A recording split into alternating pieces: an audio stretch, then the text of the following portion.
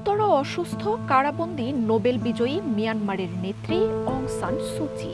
হৃদরোগে আক্রান্ত এই নেত্রীর জরুরি চিকিৎসার প্রয়োজন বলে জানান ছেলে কিম এরিস।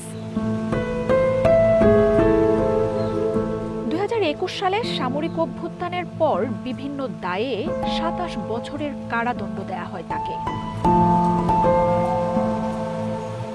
1 মাস আগে সুচির চিকিৎসার আবেদন জানালেও এখনো সাড়া দেয়নি জান্তা সরকার।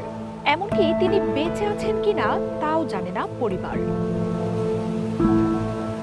গত মার্চে মিয়ানমারে ভয়াবহ ভূমিকম্পের সময় সুচি আহত হন বলে ধারণা করা হয়।